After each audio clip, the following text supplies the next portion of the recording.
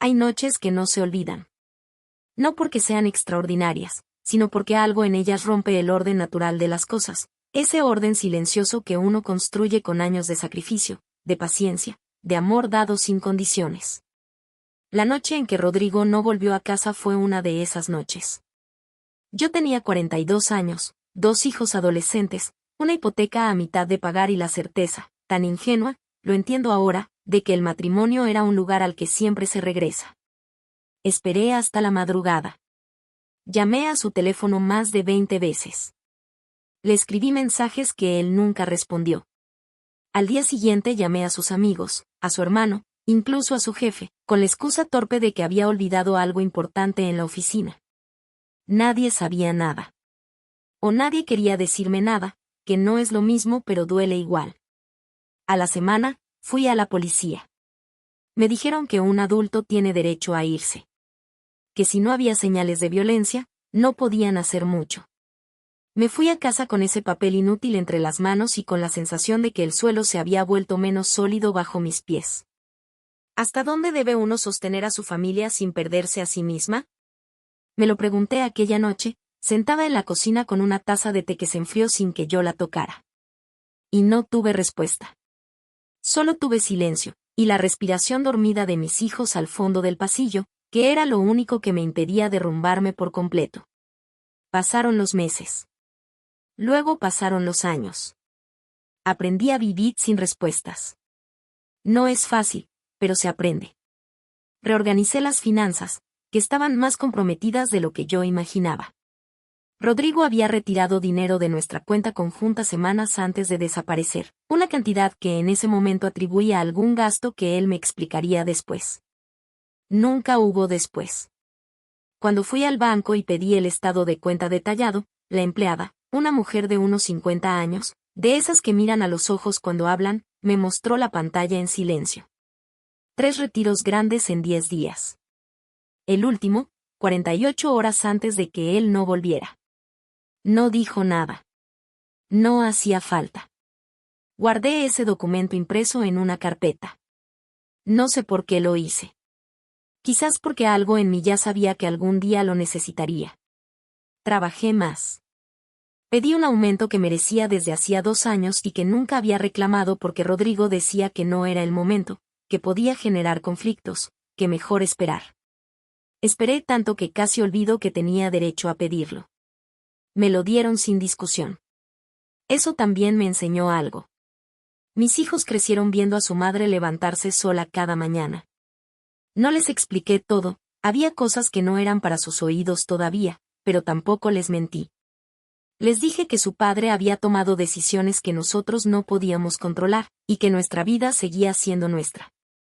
Creo que lo entendieron mejor de lo que yo esperaba. Mi madre, durante esos 3 años, fue mi ancla.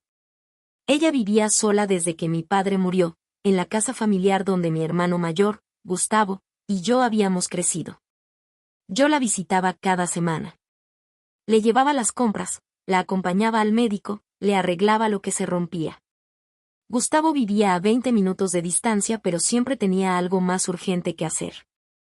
No lo digo con amargura, o quizás sí, un poco, lo digo porque es la verdad, y la verdad no desaparece por ignorarla. Mamá y yo hablábamos de todo. De Rodrigo, de mis hijos, de ella misma, de los años que se van acortando sin que uno lo note. Ella nunca me dijo ya lo superaste ni tienes que seguir adelante, esas frases vacías que la gente usa cuando no sabe qué decir. Me escuchaba. Me preparaba café. A veces me tomaba la mano sin decir nada, y eso valía más que cualquier palabra. Cuando ella enfermó, yo estuve ahí. Cuando los médicos hablaron de cuidados paliativos, fui yo quien preguntó, quien anotó, quien organizó las visitas de enfermería. Gustavo apareció más seguido hacia el final, lo cual agradecí, aunque a veces llegaba con su esposa Mirta y los dos hablaban de la casa, de lo que había dentro, de los papeles, con una naturalidad que me incomodaba pero que yo callaba porque no era el momento. Si alguna vez te hicieron sentir invisible en tu propia mesa, sabes de lo que hablo. Mamá murió un martes por la mañana, con mi mano entre las suyas. Fue una muerte tranquila, si es que eso existe. Yo le hablé hasta el final. Le dije que había sido buena madre, que sus nietos la recordarían, que podía irse en paz. No sé si me escuchó. Quiero creer que sí. Los preparativos del funeral cayeron sobre mí, como era de esperarse. Gustavo se ocupó de llamar a los familiares. Mirta se ocupó de opinar sobre el féretro. Yo me ocupé de todo lo demás. Fue en el velorio, mientras saludaba a personas que no veía desde hacía años, cuando lo vi. Rodrigo estaba al fondo de la sala. Me quedé inmóvil durante un segundo que pareció mucho más largo. Él me miró. No se movió. Tenía el mismo gesto de siempre, esa expresión que yo solía interpretar como serenidad y que ahora reconocí como distancia calculada. Me acerqué porque no hacerlo hubiera sido cobardía, y yo había aprendido, en 3 años, a no ser cobarde. Vine a presentar mis respetos, dijo. Como si fuera un conocido. Como si hubiera pasado una semana y no 3 años. Ya los presentaste, respondí. Y seguí caminando. No hubo escena. No hubo gritos. Hay personas que esperan el drama porque creen que es la única forma de que el dolor sea visible. Pero el dolor verdadero no necesita público.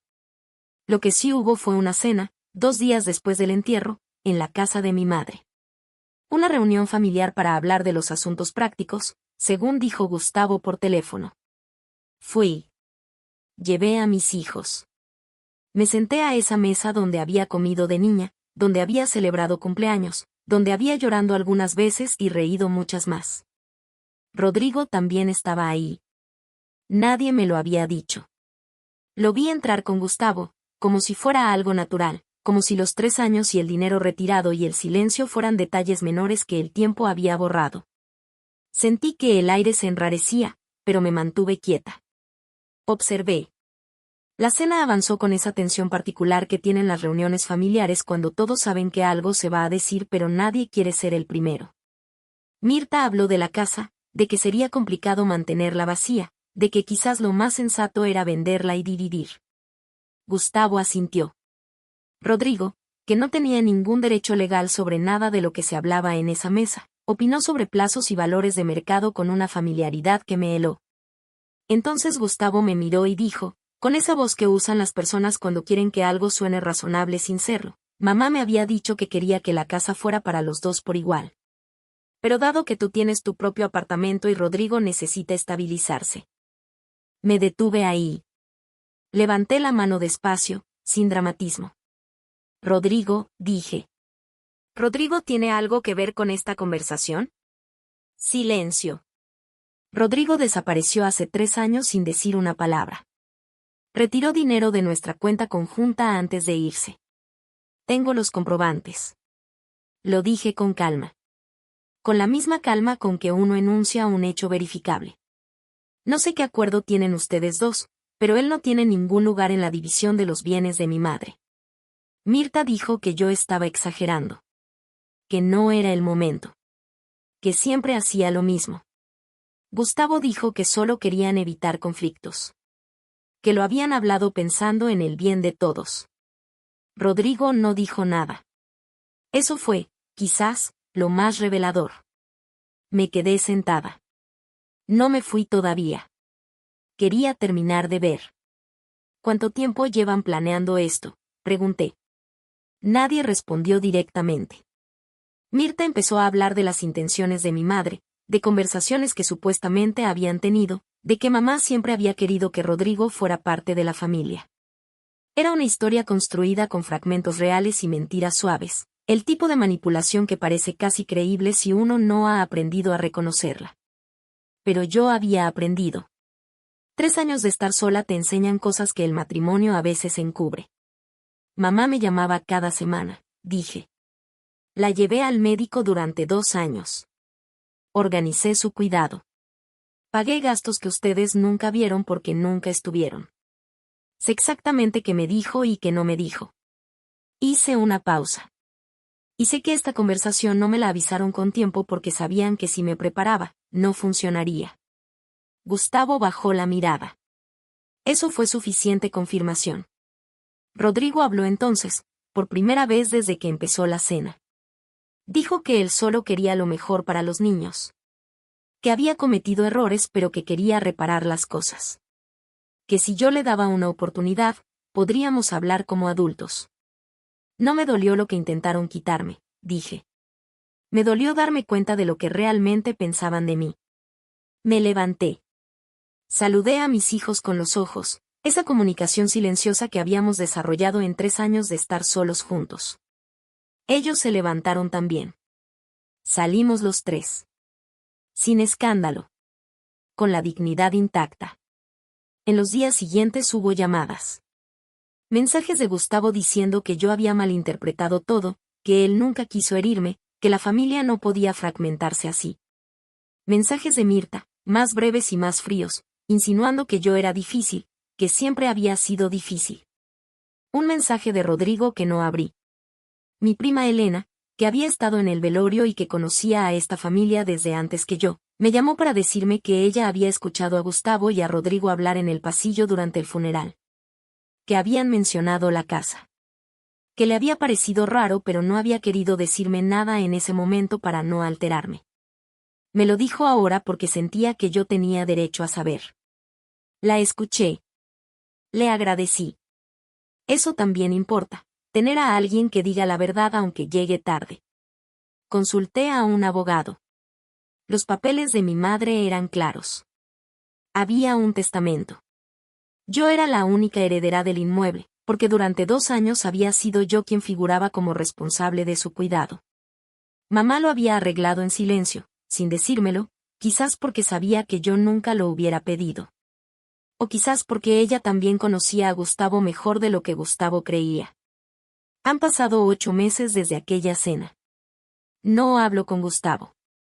No porque esté enojada, el enojo se fue hace tiempo, sino porque las relaciones necesitan verdad para funcionar, y él todavía no está dispuesto a darla. Quizás algún día cambie. Quizás no. Eso ya no depende de mí. La casa de mi madre está alquilada. El dinero va a un fondo para los estudios de mis hijos. Cada mes, cuando veo ese depósito, pienso en mamá y en la forma silenciosa en que ella también supo protegerme. Rodrigo no volvió a intentar contactarme después de que mi abogado le envió una notificación formal. El dinero que retiró en aquel entonces es agua pasada, no porque no importara, sino porque mi paz vale más que cualquier juicio largo y desgastante. Lo dejé ir. A él y a todo lo que representó. Mis hijos están bien. Eso es lo que más importa. Yo estoy bien. No de esa manera frágil en que una dice estoy bien para que no pregunten más, sino de verdad. Con una vida que reconozco como mía, con límites que sostengo sin culpa, con mañanas en que me despierto y el primer pensamiento no es una herida. Hay historias que muchas familias prefieren no contar. Las guardan en cajones, las cubren con la normalidad de las reuniones de cumpleaños y las fotos de Navidad, y esperan que el tiempo las haga desaparecer. Pero las historias no desaparecen. Solo esperan el momento en que alguien tenga el valor de decirlas en voz alta. Solo quienes han vivido lo suficiente entienden ciertos silencios. Entienden lo que cuesta sostener una familia desde adentro, sin reconocimiento, sin que nadie lo nombre. Entienden también lo que se siente cuando ese esfuerzo invisible es usado en tu contra por quienes más debieron protegerlo. Si algo de esto te resulta cercano, aquí no estás sola. Ese día en aquella cena entendí que compartir la mesa no siempre significa compartir el respeto. Que hay personas que te necesitan presente pero no te quieren igual.